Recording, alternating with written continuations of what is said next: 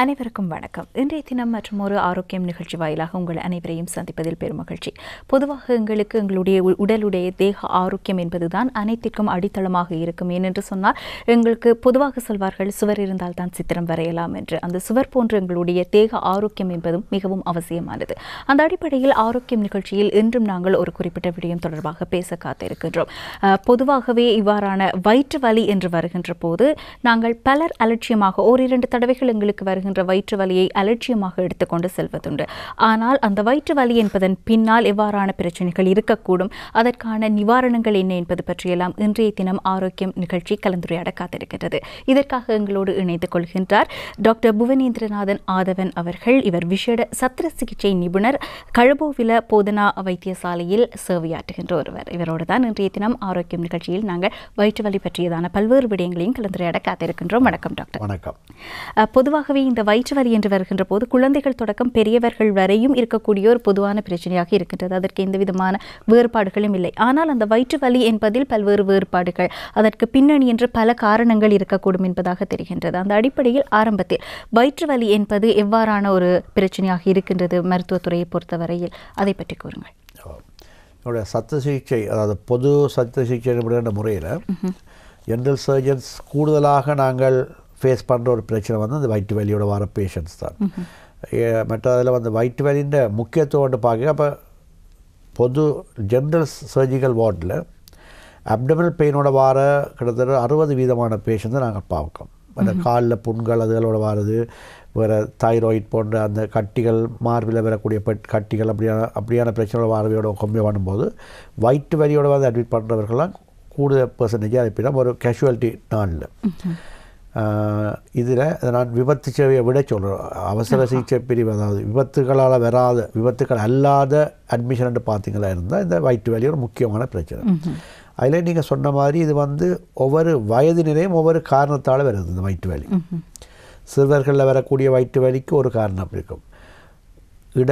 இடைநிலையான நடுத்தர இளைஞர்கள் யுவதிகளுக்கு வரக்கூடிய வயிற்று வலி ஒரு வித்தியாசம், வேறு காரணமாக இருக்கும். ஒரே வயிற்று வலி தான் அந்த நோய், அதுக்குரிய அடிப்படை நோய் வந்து வித்தியாசமாக இருக்கும்.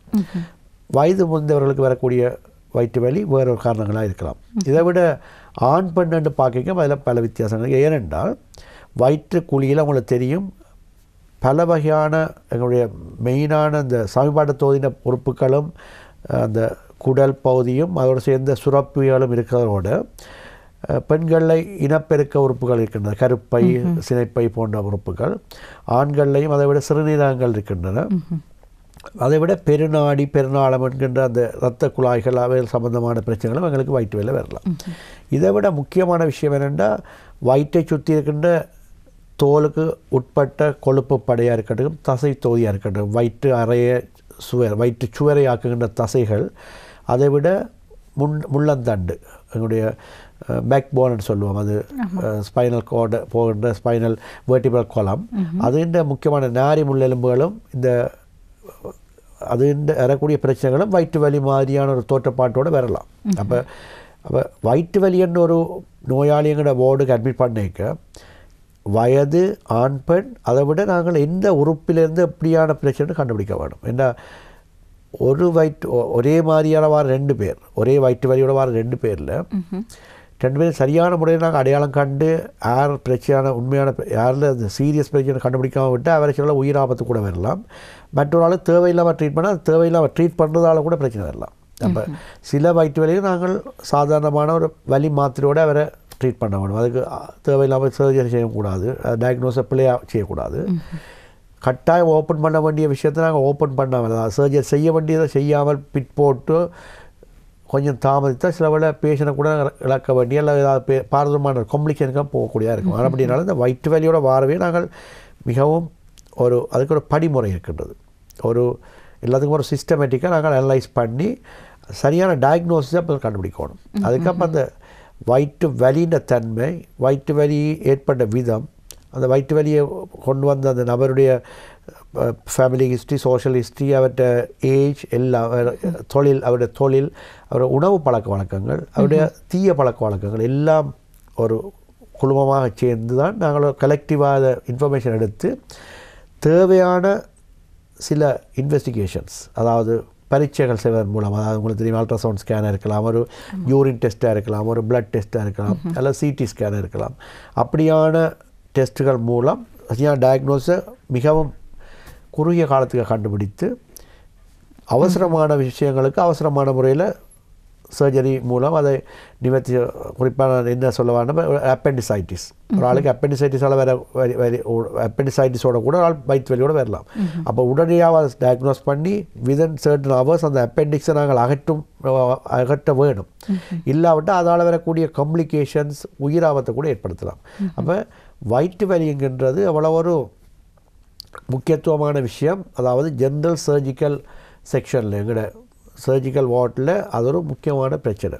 அதனால் சரியான முறையில் வயிற்று வலி வந்தவுடன் அந்த நோயாளர்களும் தாங்க முடியாத வலியாக இருந்தால் அவருடைய வீட்டு வைத்தியம் கை மருந்துகளுக்கு அது கட்டுப்படாமல் இருக்குமா இருந்தால் உடனடியாக வைத்திய ஆலோசனை எடுக்க வேண்டியது கட்டாயம்.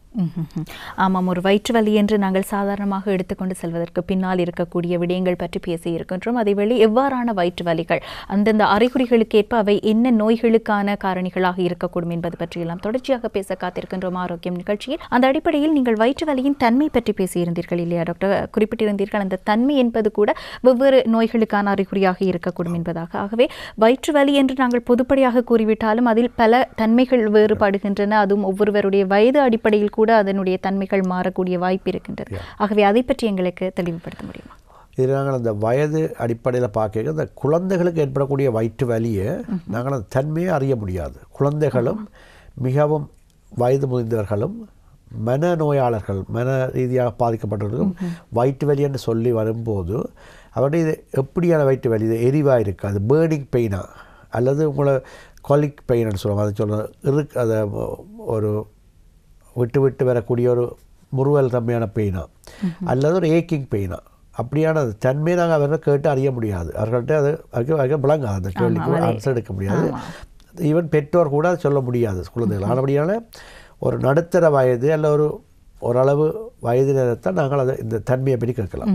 தன்மையை பற்றி கேட்கும் போது அதில் என்ன சொல்ல வரேன்னா, அந்த வயிற்று வலி வந்து பேர்னிங் சென்சேஷனாக இருக்குதா, எரிவுத்தன்மையான விஷயமாக குறிப்பாக அது மேல் வயிற்றில் ஏற்படுமா இருந்தால் அல்லது அடி வயிற்றில் ஏற்படும். இது வந்து யூரினரி மேல் வயிற்றில் ஏற்படுறது கேஸ்ட்ரைட்டிஸாக இருக்கலாம், இரைப்பை புண் அல்ல இரைப்பை அழற்சி, குடல் பெப்டிக் அல்சர் டிசீஸ் அப்படின்னு சொல்லுவோம். அது ரிஃப்ளக்ஸ் டிசீஸ். அது நீங்கள் பல பெரும்பாலும் உலகத்தில் ஏதோ ஒரு கட்டத்தில் எல்லாரும் அனுபவிக்கக்கூடிய ஒரு விஷயம். அது ஒரு ஃபாஸ்டிங்காக இருக்கலாம், ஒரு உணவை ஸ்கிப் பண்ணதால் இருக்கலாம், ஒரு பிள்ளையான விதமான உணவை உட்கொண்டதால் இருக்கலாம், அல்லது ஒரு சூடான பதார்த்தத்தை உட்கொண்டதால் இருக்கலாம், உரைப்பான ஒரு மிகவும் ஸ்பைசியான ஃபுட்டை சாப்பிட்றதால இருக்கலாம். இப்படி கேஸ்ட்ரைட்டிஸ்ங்கிற விஷயம் அநேகமாக பெரும்பாலும் எல்லாரும் இதை அனுபவிச்சிருப்போம். அது வந்து ஒரு பேர்னிங் பெயின், அந்த மேல் வயிற்றில் வரக்கூடியது. அதில் ஒரு குமட்டல் தன்மை, அதாவது வாந்தி இருக்கக்கூடிய மாதிரியான விஷயமும் மேல் வயிற்றில் வலியாக ஏற்படுறது, எரிவு தன்மையான விஷயம் ஏற்படுறது ஹார்ட் பர்ன்னு சொல்லுவோம். இது கூடுதலாக இரைப்பை அழற்சி, இரைப்பை புண், பெப்டிக் அல்சர் டிசீஸோடு வரும். மற்றது அடிவயிறில் வரக்கூடிய எரிவுத்தன்மை அல்லது யூரின் போகும்போது எரிவுகள் ஏற்படுற மாதிரி இருந்தால் அது யூரினரி இன்ஃபெக்ஷன், சிறுநீரில் ஏற்படக்கூடிய நோய் தொற்றுகளால் ஏற்படுறதா இருக்கலாம். மற்றது கொலிக்கி பெயின் சொல்லுவோம், அதாவது வந்து விட்டு விட்டு மிகவும் கடுமையான பெயினாக இருக்கும். இது வந்து டிப்பிக்கலாக எங்களுடைய குடல், உங்களுக்கு தெரியும், ஒரு குடல் ஒரு ரிதமிக்காக ஒரு அசைவுகள் மூலமாக தான் அந்த எங்களுடைய நாங்கள் உணவுகளை சமஅடைஞ்சு கீழ் நோக்கி செலுத்தி அது மலமாக கழிக்கப்படுகின்றது.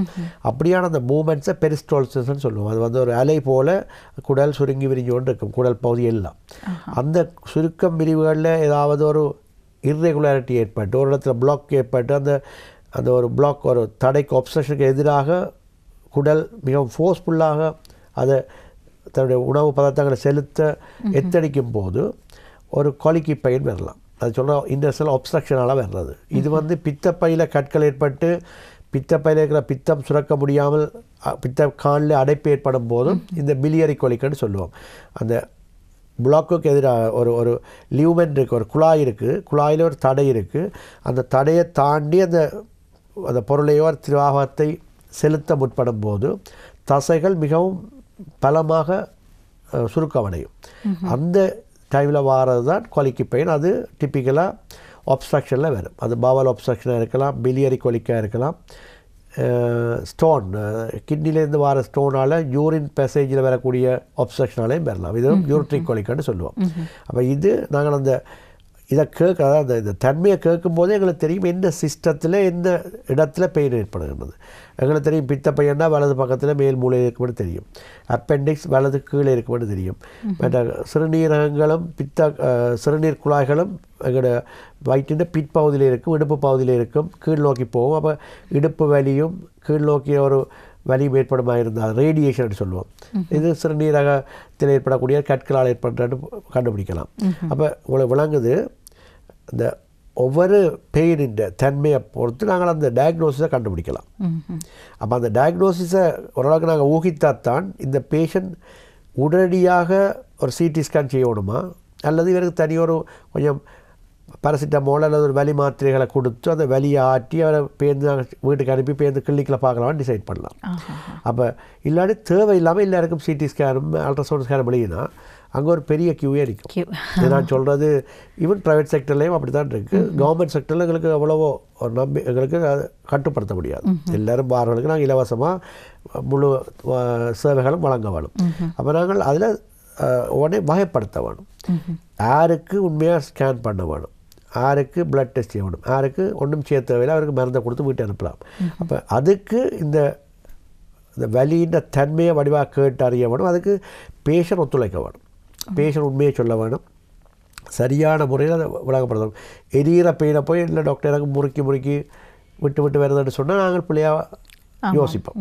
எரிவு பெயினை அது விளங்கப்படுறதான் சிறுவர்களில் கொஞ்சம் இப்போ ஒரு மன வளர்ச்சி கொண்டவர்களை போய் நாங்கள் கேட்க முடியாது, அவர்களுக்கு விளங்க முடியாது, அவர்களுக்கு அந்த பெயினை எப்படின்னு கேட்டால் சொல்ல மாட்டார்கள். இப்போ அவர்களுக்கு நாங்கள் சிறுவர்கள் எல்லாம் எடுத்தோடனே சில ஸ்கேனிங் அல்லது செய்ய வேண்டி இருக்கிற நாங்கள் ரிஸ்க் எடுக்க முடியாது. சில வேலை சிறுவர்களுக்கு வயிற்றில் ஒரு பிரச்சனையும் இருக்காது, சும்மா அழுவிடும், வயிற்றை பிடிச்சோன்னா அழுவிடும், பயத்தில் கூட அழுவிடும். இல்லை இப்போ அம்மா பார்க்குற மெகா சீரியஸாக பார்த்துட்டா அதில் வேறு ஏதாவது ஒரு பயங்கரமான காட்சியை பார்த்து கூட பிள்ளை வயிற்றை பிடிக்க கூட அழலாம். விளங்குது. அப்போ நாங்கள் போய் அப்படி கொண்டைக்கான நாங்கள் ஒன்றும் செய்யலை. அது பிள்ளை வயிற்றத்தோடு அழுதுன்னு சொன்னால் அது உண்மையாக நான் ஒரு அடல்ட் சர்ஜனாக இருக்க முடியாது. எங்களுக்கு நாங்கள் சிறு குழந்தைகளுடைய பீடியாட்ரிக் சர்ஜன்ஸ்ன்றது இப்போ எல்ஆர்ஹெச் போன்ற ஹாஸ்பிட்டலில் இருக்கணும். அங்கே போய் கேட்டிங்கன்னா தெரியும், அது ஒரு தனிப்பட்ட முறை. அப்படியே இப்போ அது மாதிரி சிறுவர்களுக்கு ஏற்படக்கூடிய வயிற்று வலி வந்தால் அவர்களுக்கு நாங்கள் அட்வைஸ் பண்ணுறது இந்த நிகழ்ச்சியில் பெற்றோர்கள் தெரிய வேணும். சிறுவர்களுக்குரிய வைத்தியசாலை இருக்கின்றது, பீடியாட்ரிக் வார்ட்ஸ் இருக்குது, பீடியாட்ரிக் சர்ஜிக்கல் வார்டு இருக்குது. இப்போ கொழும்பு எடுத்தால் பொருளையில் இருக்குது, லேடி ரிச்வே இருக்குது, கண்டியில் இருக்குது. இப்போ எஃப்னாதில் எடுத்தால் தனிப்பட்ட முறையில் இல்லாண்டும் அங்கே அந்த பீடியாட்ரிக் வார்ட்ஸ் இருக்குது. காலி, அம்மாந்தோட்டை, மட்டக்களப்பு, திருவண்ணாமலை இல்லாடும் அந்த ஜென்ரல் ஹாஸ்பிட்டலில் அந்த பீடியாட்ரிக்குரிய செக்ஷனுக்குரிய ஆக்கள் இருப்பிடும். அப்போ அந்த செக்ஷனுக்கு போக வேண்டி இருக்கும். அப்போ அது இதுகள் பெற்றோர்களுக்கு இது ஏற்கனவே தெரிஞ்சு அப்படியான ப்ரோக்ராமை பார்க்குறதால இதான் அந்த அட்வான்டேஜ். என்ன, நீங்கள் இந்த ப்ரோக்ராம் பார்த்து நீங்கள் வயிற்று வலி வந்தோடனே நீங்கள் டயக்னோஸ் பண்ணி நீங்கள் மருந்து எடுக்க வேண்டிய அவசியம் இல்லை. அட்லீஸ்ட் ஒரு பெயின் வந்தால் அதுக்கு முக்கியத்துவம் என்ன, நான் எந்த ஹாஸ்பிட்டலுக்கு போகணும், எந்த செக்ஷனுக்கு போய் காட்டணும், என்ன பிள்ளைண்ட அங்கே போகணும், என்ன மகன் 25 வயது மகன் அங்கே போகணும், வயது போன 80 வயது ஐயா இருக்கிறார், அவருக்கு ஒரு வயது பிரச்சனை வரைக்கும் என்ன வயது இருக்குது, இது யாரை பார்க்க வேணும், இதுக்கு எதுக்கு முதன்மை கொடுக்கணும். அப்படியான சில ஒரு அறிவு உங்களுக்கு உங்களுடைய நாலேஜில் கொஞ்சம் ஒரு மெடிக்கல் இது தெரிஞ்சு கொண்டால் ஹாஸ்பிட்டல்ஸுக்கு நீங்கள் போயிருக்க எங்களுக்கும் ஈஸியாக இருக்கும். அங்கேயும் இப்போ ஈவன் உங்களுக்கு தெரியும், இப்போ லாஸ்ட் 3 months நாங்கள் கொரோனான்ற பிரச்சனையால் ரெஸ்ட்ரிக்ட் பண்ணியிருந்தாங்க. ஹாஸ்பிட்டலுக்கு வர ஆக்களை நாங்களாகவே சொன்னாங்க வேற வேணாமட்டு. அப்போ அப்படி சொல்லி போட்டும் நாங்கள் சில பேர் சிந்திக்க வேணும், இது நாங்கள் வச்சிருக்கலாம், அது கட்டாயம் போத்தான் வேணும். அது ஈவன் கர்ஃப்யூ வந்தாலும் போலீஸில் பாஸ் போத்தான் வேணுமென்று தெரிய வேணும். இப்போ ஒரு பெயின் வந்தால் எப்படியான பெயின் உயிராபத்தை கூட கொண்டு வேண்டும். அப்போ அதுக்காகத்தான் இந்த நிகழ்ச்சிகள் நாங்கள் செய்கிறது நோக்கவும் இதை நாங்கள் பொதுமக்களும் அதை விளங்கிக் கொள்ள வேணும். அப்போ அதை ஒரு பெயினின் தன்மையை வச்சு உங்களை விளங்குது நாங்கள் ஊகித்து கொள்ளலாம். இது அப்பெண்டிக்ஸா, இது பித்தப்பையா, இது இரைப்பை பிரச்சனையா, இது சிறுநீரக கற்களா. அப்போ உங்களை விளங்குது இப்போ அப்டோமல் பெயினில் இல்லை ஒப்ஸ்ட்ரக்ஷனா, பாவல் ஒப்ஸ்ட்ரக்ஷனா அல்லது மெலிக்னன்ட் டிசீஸ், ஒரு வயிற்றில் ஏற்படக்கூடிய இரைப்பை, சிறுகுடல், பெருங்குடல், சிறுநீரகங்கள், ஈரல், மண்ணீரல் மற்றது சதையும் எல்லாம் எவ்வளோ ஏகப்பட்ட உறுப்புகள் இருக்குது. வயிற்றுக்குடியில் நீங்கள் ஓப்பன் பண்ணி பார்த்தா கணக்கு உறுப்புகள் இருக்கும். அதை விட அதை சுற்றி இருக்கிற தசை நார்கள் இருக்குது, கொழுப்பு படை இருக்குது, நரம்புகள் இருக்குது, எலும்பின்ற ஒரு பகுதி கூட இருக்குது. இப்போ இதில் ஒரு கேன்சரோ ஒரு நோய் ஏற்பட்டாலும் வயிற்று வலி தான் பெறப்போகுது. அப்போ ஈவன் கேன்சர்ன்னு சொன்னாலும் நாங்கள் அதுக்குரியவான தன்மையான பெயின் இருக்கும். அது வந்து நீண்ட ஏக்கிங் பெயின். ஒரு ஆளுக்கு வயிற்று வலி நிற்காமல் ஒரு கீழே ஒரு 0க்கு போகாமல் தொடர்ந்து இருந்து கொண்டு நீண்ட காலமாக வர கூடிக்கொண்டு வருகிறது.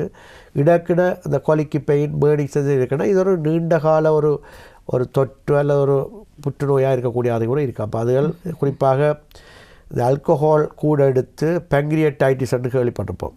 அதேமா யாராவது இந்த பெங்க்ரியடைட்டிஸ் உள்ள ஒரு பேஷண்ட் வீட்டில் இருந்து அவருக்கு தெரியும். அவர் தெரிஞ்சோ தெரியாமலோ இளம காலத்திலேயோ இப்போது குடித்த அந்த ஆல்கஹால் எஃபெக்டால் சதயம் என்கின்ற அந்த சுரப்பி பாதிக்கப்பட்டு குரானிக் பெங்க்ரியடைட்டிஸ் என்கின்ற ஒரு கண்டிஷனுக்கு போவிடும். இவர்கள் அடிக்கடி ஹாஸ்பிட்டலுக்கு போவிடும். அந்த பெயின் வந்து தாங்க முடியாது. பேக் பெயினும் வயிற்று வலியும் வந்து அவர்கள் வைத்தியசாலை போய் அட்மிட் பண்ணி இன்ஜெக்ஷன் போட்டால் தான் அந்த பெயின் நிற்கும். அவ்வளவு மிகவும் கடுமையான வலியாக இருக்கும். அப்போ அப்படியான குரானிக் பெயின்ஸ் கூட வயிற்று வலியோடு நாங்கள் அதையும் பார்க்க வேணும். அப்போ அந்த பேஷண்ட் எத்தனை அட்மிட் பண்ணி பட்டிருக்கிறான்னு கேள்விப்பட்டாலே எங்களுக்கு தெரியும் இது ஒரு குரானிக் ப்ராப்ளம், இது கேன்சர் இல்லாத ப்ராப்ளம் எல்லாம் கேன்சரான்னு நாங்கள் பார்க்கலாம். அப்போ அதை வச்சு தான் நாங்கள் அந்த அடுத்த கட்ட நபர்களும் போகிறது. இல்லை பேஷண்ட் அட்மிட் பண்ணுறதா இல்லையான்னு கூட டிசைட் பண்ணுறது இந்த பெயின தன்மையும் அக்யூட்னஸையும் அதில் சீரியஸ்னஸ் பார்த்து தான். இல்லாட்டி ஓபிடியில் இருக்கிற டாக்டர் முழு பேரையும் அட்மிட் பண்ணி கொண்டு இருக்கோம். போர்டு நம்ம போர்டில் ஒரு 40 பெட்ஸ் தான் இருக்கும். அதுலேயும் 2 பேரை போட்டாலும் 80 பேர் தான் விடலாம். அப்போ வாரம் 150 பேரை அட்மிட் பண்ணி விட்டால் நாங்கள் உண்மையான செய்ய வேண்டிய கேஸை மிஸ் பண்ணிடுவோம். அப்போ உங்களை விளங்குது. இது அந்த வகைப்படுத்தல் மிக முக்கியம். அப்போ அப்டோமினல் பெயின் என்கின்ற விஷயம் ஒரு சும்மா வீட்டில் நாங்கள் வயிற்று வலி அதுக்கு இதை கொடுத்தோம் சாப்பிடுவாங்க, ஹாஸ்பிட்டல் போடாமல் சாந்திச்சிடாமல் இல்லை அங்கே போனால் அப்பெண்டிக்ஸ் செய்திச்சிடாமல் சொல்கிறது. ஆனால் ஒரு ஹாஸ்பிட்டலுக்கு வார ஒவ்வொரு பேஷண்ட்டையும் நாங்கள் இது அப்பெண்டிக்ஸாக இருக்கும்போது யோசிச்சுக்கணும் இது உயிராபத்து வேறுமான்னு தான். அப்போ அங்கே நாங்கள் சுகாதார ஊழியர்கள் மைனஸ் ஸ்டாஃபாக இருக்கணும், நர்ஸாக இருக்கணும், டாக்டராக இல்லை ஓபிடியில் இருக்கிற டாக்டர்ஸ் தான் ஆக பிரச்சனையாக இருக்கும். சில அந்த முடிவெடுக்கிறது அட்மிட் பண்ணுறதா இல்லையா, மருந்தை கொடுத்து விட இப்போ இந்த வீட்டை போய் பிரச்சனை வந்தால் டாக்டர் சொல்லலை அட்மிட் பண்ணலன்னு சொல்லுவோம். ஆனால் அதை கொடுத்த தரவுகள் சில அந்த டாக்டருக்கு ஆனபடியாக தான் நாங்கள் பொதுமக்களை சொல்கிற விஷயம் என்னென்னா அது எப்போ டாக்டர்ஸுக்கு போய் சொல்லக்கூடாதுன்னு சொல்கிறது வந்து ஒரு காரணமும் இல்லை. நீங்கள் சரியான தரவுகளை கொடுத்தா அந்த தரவுகள் அதாவது டேட்டா அந்த நீங்கள் கொடுக்குற இன்ஃபர்மேஷன் ஆக்சுவலாக ஹிஸ்ட்ரின்னு சொல்லுவோம். பேஷண்ட்டை டேட்டாவை வச்சு நாங்கள் எந்தவித டெஸ்ட்டும் செய்யாமலே ஓரளவுக்கு டயக்னோஸை கண்டுபிடிச்சிடலாம். பேருந்து செய்கிற டெஸ்ட் வந்து கன்ஃபார்ம் பண்ண இது அப்பெண்டிக்ஸ் தான் ரெண்டு டிசைட் பண்ணிவிட்டு ஒரு ஸ்கேனையும் பிளட் கவுண்டையும் செய்வோம். அதை கன்ஃபார்ம் பண்ணி போட்டு அடுத்தது நாங்கள் பிளான் பண்ணிடுவோம். மறந்து உடனே ஸ்டார்ட் பண்ணிடுவோம். அடுத்த சர்ஜரிக்கு டேட்டை டைமையும் ஃபிக்ஸ் பண்ணிடுவோம். அதில் போனாங்களும் தெரியும். ஒரு அப்பெண்டிக்ஸ் வந்து அட்மிட் பண்ணி செய்த ஒரு ஆள் தெரியும். கை வச்சு பார்த்தோன்னு சொல்லியிருப்பேன் டாக்டர் இது அப்பெண்டிக்ஸ். நானாக உடனே ஆப்ரேட் பண்ண மாட்டோம். மருந்துகள் கொடுப்பினோம், டெஸ்ட் பண்ணி கன்ஃபார்ம் பண்ணி தான் செய்வேன். ஆப்ரேட் பண்ணுறது சும்மா செய்யலாது. அப்போ இதுதான் இந்த அப்டோமினல் பெயினில் இருக்கிற பிரச்சனை. உங்களை விளங்குது எத்தனை சிஸ்டத்தை நாங்கள் அதுக்குள்ள பார்க்குறோம். எலிமெண்ட்ரி ட்ராக் அதாவது சமிபாட்டு தொகுதி, அதோட சம்மந்தப்பட்ட சுரப்பிகள், மற்றது சிறுநீரகங்கள், மற்றது பெண்களில் அடிஷனலாக கருப்பை சினைப்பையும் இருக்குது, ஓவரிஸ் அண்ட் யூட்ரஸ் இருக்குது. அந்த அதையும் நாங்கள் பெண்களில் கவனிக்க வேணும். ஆண்களில் அது ஜெனிட்டல்ஸ் வந்து வெளியில் இருக்கிறபடினால விதைப்பைகள் வயிற்றுக்குழியில் அந்த பிரச்சனை நாங்கள் எதிர்பார்க்க தேவையில்லை. ஆனால் பெண்களில் கருப்பையோட சம்மந்தப்பட்ட ஓவரிஸும் உள்ளுக்கு இருக்கிறபடினால ஒரு அடிவயத்தில் பெயினோட வரைக்கும் நாங்கள் அதையும் சஸ்பெக்ட் பண்ண வேணும். அப்போ இப்படியாக ஒரு பல காரணங்களால் இந்த வயிற்று வலி ஏற்படலாம். ஒன்று வெரி சிம்பிள் அப்டோமினல் பெயினாக இருக்கலாம், மசில்ஸில் வரக்கூடிய கிராமாக இருக்கலாம், ஒரு அப்பெண்டிக்ஸ் வெடித்து உயிராபத்து வரக்கூடிய ஒரு சீரியஸ் பிரச்சனையாகவும் இருக்கலாம். இதால் தான் இந்த வயிற்று வலியை நாங்கள் மிகவும் இம்பார்ட்டன்ட் முக்கியத்துவம் பெறுகின்றது. சரி, நாங்கள் வயிற்று பகுதியில் ஏற்படுகின்ற இந்த வயிற்று வலிகள் அவை எவ்வாறான நோய்களுக்கான அறிகுறியாக இருக்கக்கூடும், அதனுடைய தன்மைக்கு ஏற்ப எப்படி அதை பகுத்தறிந்து கொள்வது என்பது பற்றியதாகவும், ஒரு நோயாளி தன்னுடைய அந்த வயிற்று வலி பற்றியதான விவரணத்தை எப்படி முறையாக கொடுப்பதனுடைய அவசியம் என்ன என்பது பற்றியெல்லாம் பேசியிருந்தோம். தொடர்ச்சியாக பேசலாம். இந்த வயிற்று பகுதியை தாண்டியும் உடலில் வேறு பகுதிகளில் இருக்கக்கூடிய நோய்களுக்கு வயிற்றில் வலி ஒன்று ஏற்படுகின்றது என்றால் அதற்கிடையில் இருக்கக்கூடிய தொடர்புகள் என்ன என்பது பற்றியும், ஒரு உயிராபத்தை ஏற்படுத்தக்கூடிய நோய்களுக்கு வயிற்று வலி என்றால் அது என்ன தன்மையில் இருக்கும், அதை உணர்வது எவ்வளவு இலகுவாக எப்படி அடையாளம் கண்டு கொள்வது என்பது பற்றியெல்லாம் தொடர்ச்சியாக பேச காத்திருக்கின்றோம். வயிற்று வலி அதனுடைய பின்னணி எவ்வாறாக இருக்கக்கூடும் என்பது பற்றி ஆரம்பத்தில் நாங்கள் வயிற்று பகுதியில் ஏற்படக்கூடிய வலிகள், வயிற்றில் எவ்வாறான பிரச்சனைகள், எவ்வாறான நோய்கள் இருப்பதை இனம் காணக்கூடியதாக இருக்கும் என்று பேசியிருந்தோம். அதேவேளை உடலின் ஏனைய பகுதிகள், வயிறு அல்லாத ஏனைய பகுதிகளில் இருக்கக்கூடிய நோய்களுக்கு வயிற்றில் ஒரு வலி இருந்து அது எவ்வாறான ஒரு அறிகுறியாக இருக்கக்கூடும் என்பது பற்றி இப்போது பேசலாம். டாக்டர், நீங்கள் வயிற்றுப்பகுதி பற்றி எங்களுக்கு கூறியிருந்தீர்கள். இதை தாண்டியும் இதயம் அல்லது வேறேனும் ஒரு உறுப்புகளில் இருக்கக்கூடிய ஒரு நோய்க்கு வயிற்றில் இவ்வாறான தாக்கங்கள் வருவதற்கான சாத்தியங்கள் இருக்கின்றதா? அதை பற்றி கட்டாயமாக. இப்போ முக்கியமாக நாங்கள் அந்த மாரடைப்பு, இதயத்தில் ஏற்படக்கூடிய மாரடைப்பு யூஸ்வலாக எல்லாருக்கும் நெஞ்சு வலி வந்து சுவாசிக்க கஷ்டம் ஏற்பட்டு இடது தோள்பட்டையில் பெயின் ஏற்படும், அல்லது தொண்டையில் இருக்கிற மாதிரி வரும், தாடைகள் இருக்கிற மாதிரி இருக்குமெண்டு வேர்க்குமெண்டு எல்லாருக்கும் தெரியும்.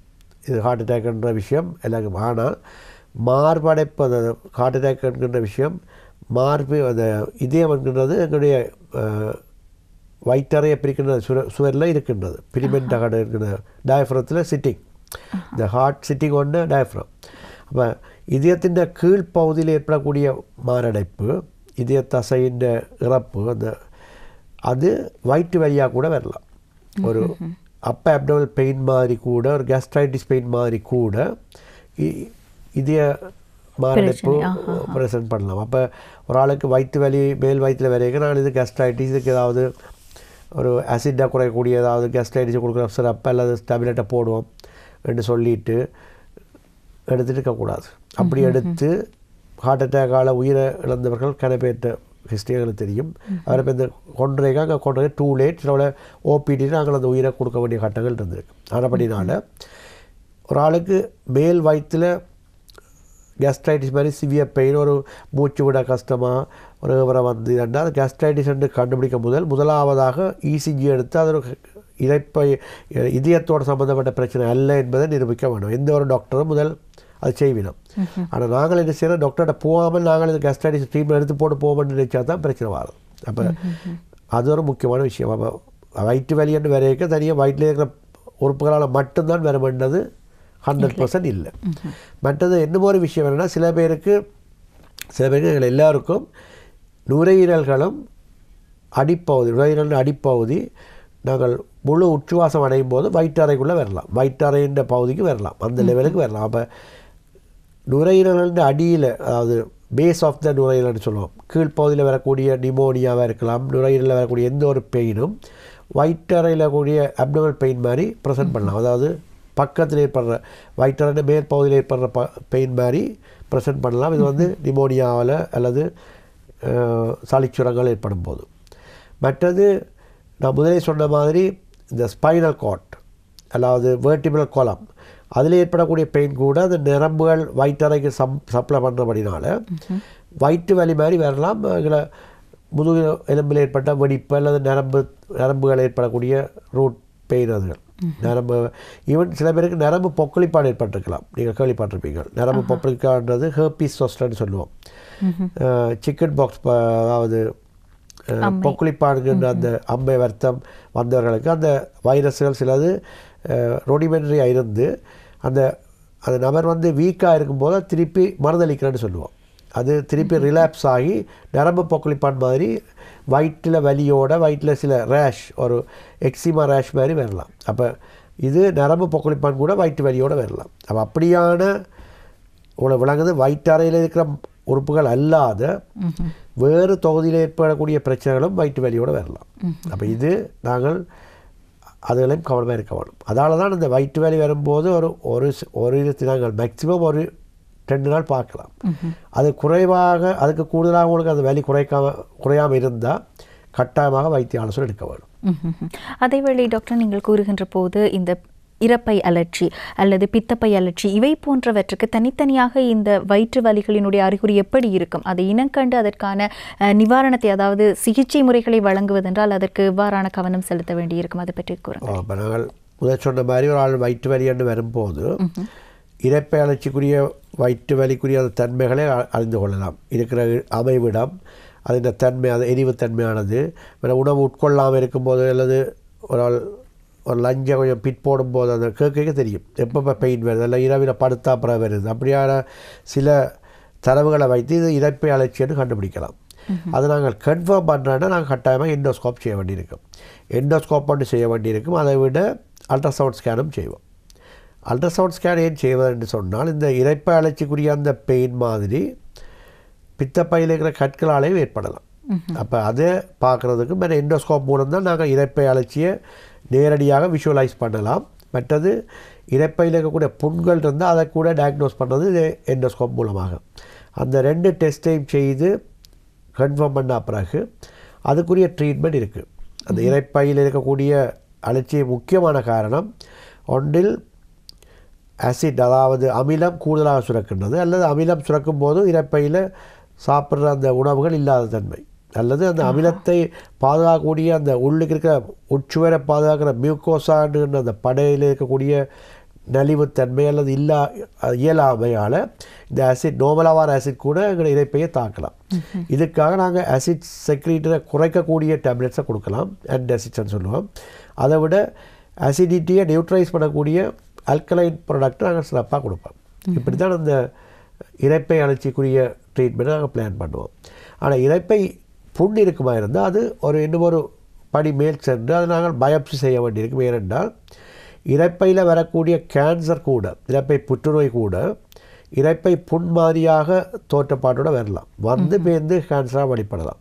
கூடுதலான இரைப்பை புற்றுநோய்கள் இரைப்பை புண் மாதிரி தான் முதலாவது லீஷன் வெளிவரும்.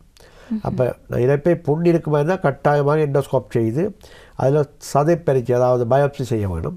செய்து இது இரைப்பை புற்றுநோய் அல்ல என்பதை நிரூபணித்து விட்டு தான் நாங்கள் இரைப்பை புண்ணுக்குரிய இரைப்பை அழற்சிக்குரிய ட்ரீட்மெண்ட் செய்ய வேணும்.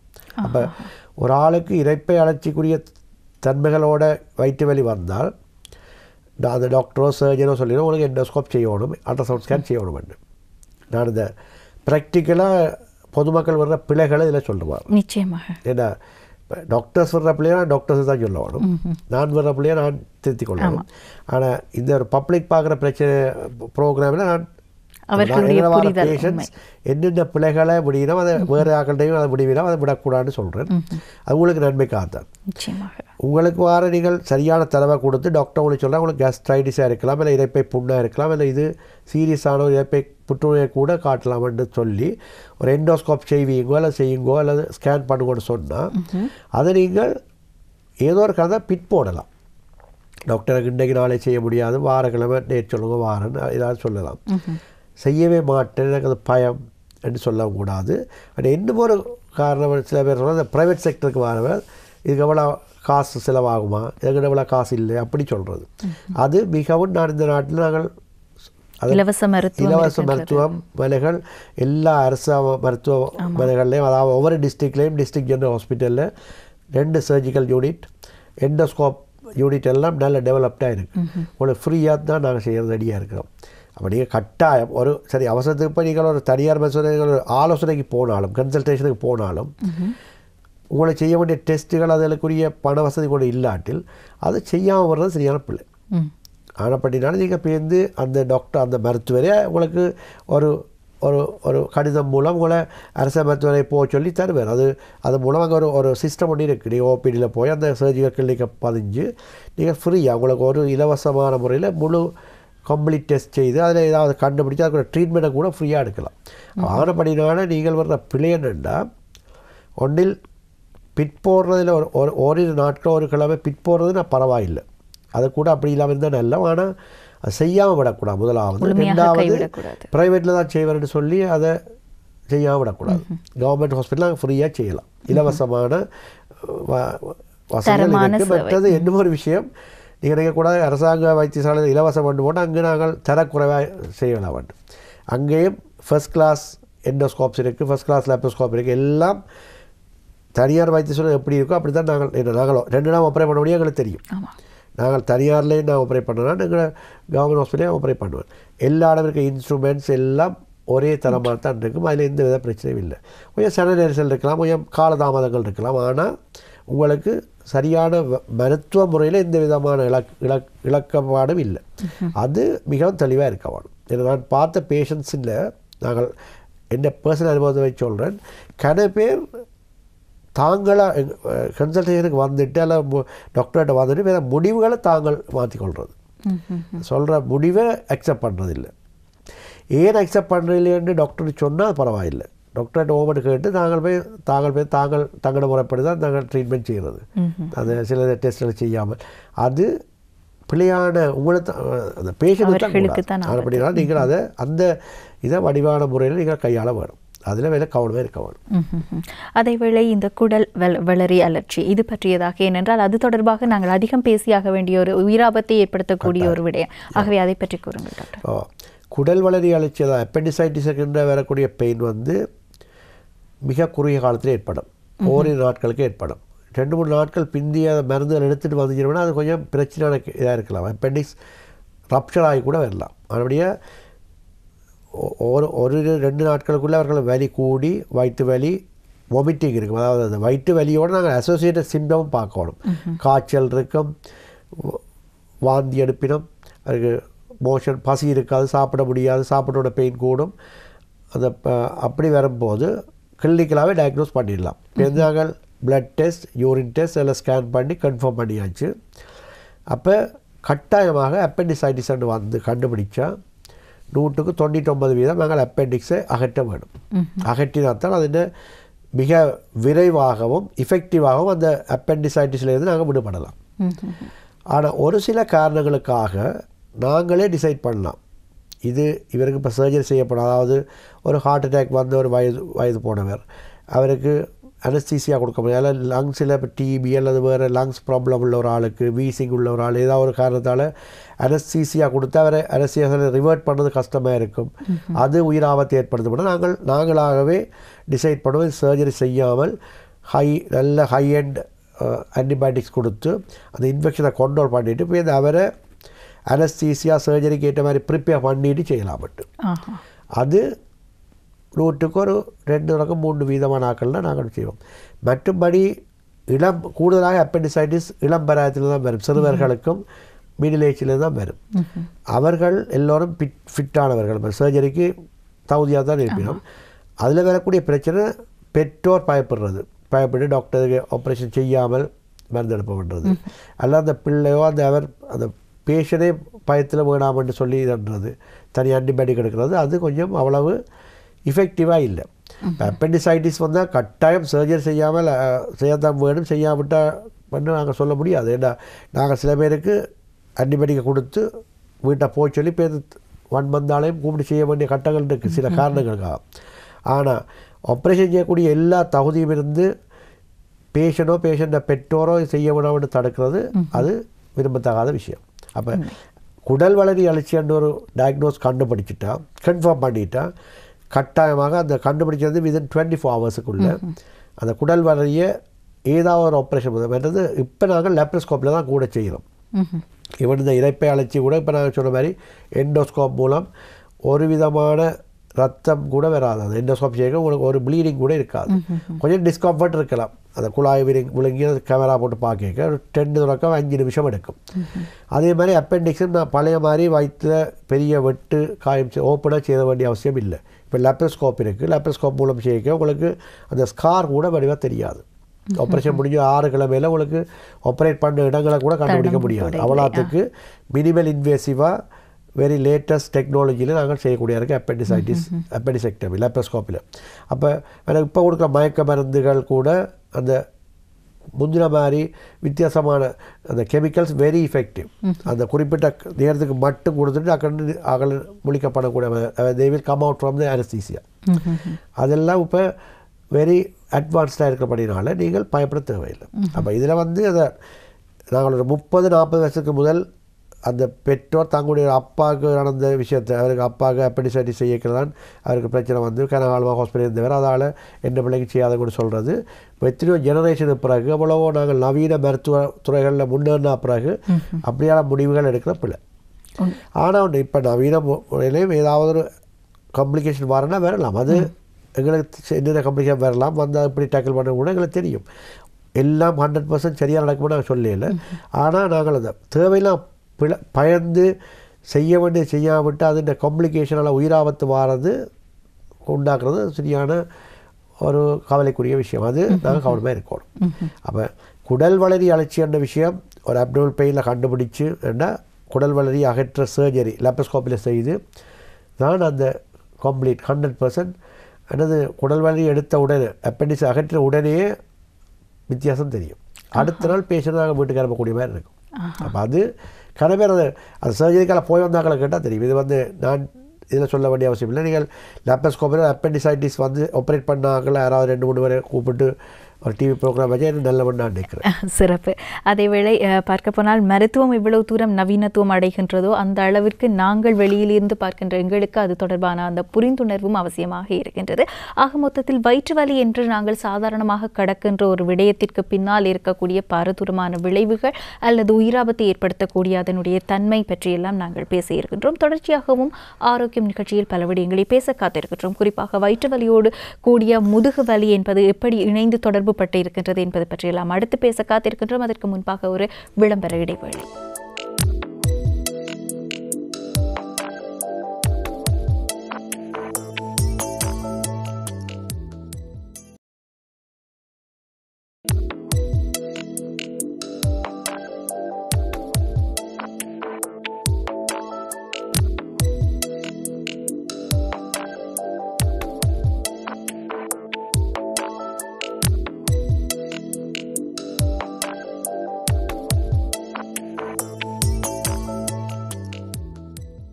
விளம்பர இடைவெளியை தொடர்ந்து மீண்டும் இணைந்திருக்கின்றோம் ஆரோக்கியம் நிகழ்ச்சியில். நாங்கள் வயிற்று வலி பற்றியதாக இவ்வளவு நேரமும் பேசிக் கொண்டிருந்தோம். தனித்த வயிற்று பகுதியில் ஏற்படக்கூடிய வலி என்பதையும் தாண்டி அந்த வயிற்று பகுதியோடு சேர்த்து எங்களுடைய முதுகு பகுதியில் ஏற்படக்கூடிய வலிகள் எவ்வாறு தொடர்பு பட்டு காணப்படுகின்றன என்பது பற்றி தொடர்ச்சியாக பேசலாம். டாக்டரிடம் அதை பற்றி கேட்டு தெரிந்து கொண்டாக அசோசியேட்டட் சிம்டம் என்று சொல்லுவோம். வயிற்று வலியோட வாமிட்டிங், வயிற்று வலியோட காய்ச்சல், வயிற்று வலியோட யூரின் போய்க்க சிறுநீர் போய்க்க எரிவு இருக்கிறது. இதுகள் எல்லாம் இன்னும் ஒரு அடிஷனல் தரவுகள் எங்களுக்கு அந்த நோயை கண்டுபிடிக்க ஈஸியாக இருக்கும். நீங்கள் சொன்ன மாதிரி வயிற்று வலியோட டாக்டருக்கு பேக் பெயின், நாரி உழைவு, பேக் பெயின் இருக்குன்னு சொன்னால் அதில் 2 விஷயம் நான் கவனிக்க வேணும். மேல் ஒரு அந்த நாரின் முதுகுப்புறமான வலியாக இருந்தால் அது பெங்கரைட்டிஸாக இருக்கும். சதைய அலர்ச்சி வந்து சதயம் வந்து எங்களுடைய வயிற்றுக்குழியின் பிற்பகுதியில் இருக்குது, முதுகு பக்கமாக இருக்கின்றது. அப்போ இந்த சதைய அலர்ச்சி அதாவது பெங்கரைட்டிஸில் வர பெயின் வந்து வயிற்று வலியோட கூடுதலாக பேக் பெயினாக இருக்கும். அது நான் சொன்ன மாதிரி ஆல்கோஹால் கூட எடுத்தவர்களுக்கு குரோனிக் பெங்கரைட்டிஸ் உள்ளவர்கள் இது வரும், அது ஒரு பிரச்சனை.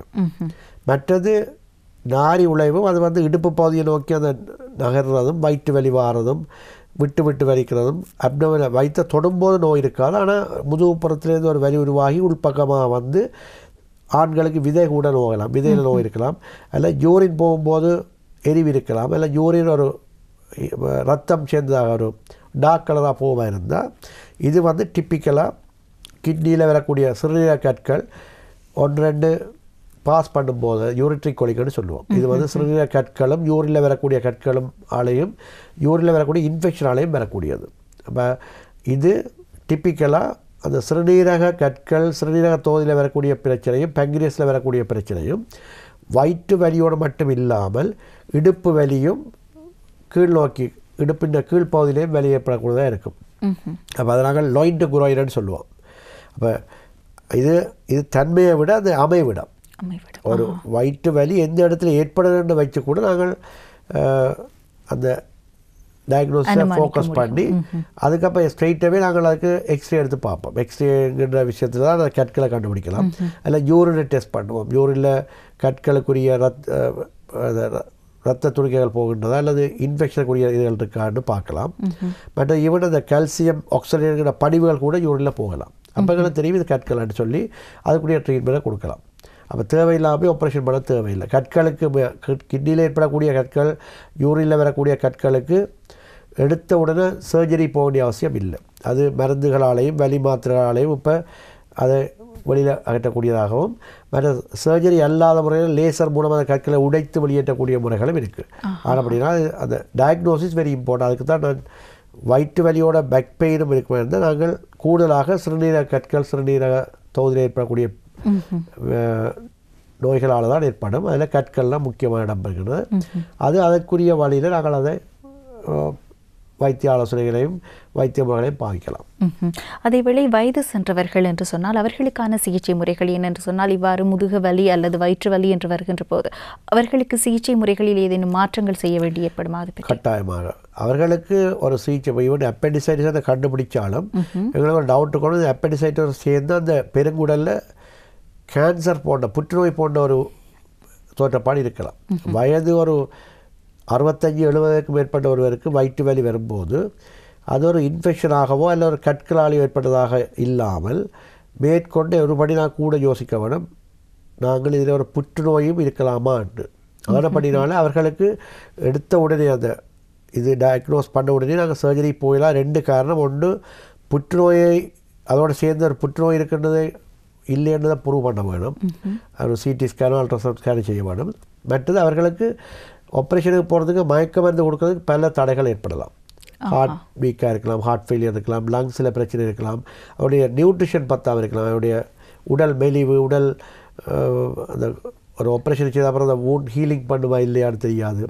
அப்படியான பிரச்சனைகளால் நாங்கள் சர்ஜரியை உடனடியாக செய்யாமல் அவர்களுக்கு சர்ஜரி அல்லாத முறைகள் மூலமாக அந்த வலியையும் அந்த நோயையும் கட்டுப்படுத்தி மேற்கொண்டு அட்வான்ஸ் ஒரு இமேஜிங், அதாவது சிடி ஸ்கேன் அல்லது எம்ஆர்ஐ போன்ற டெஸ்ட் செய்து துல்லியமாக அந்த நோயை கண்டுபிடித்து தான் நாங்கள் வைத்திய சிகிச்சை போகணும்.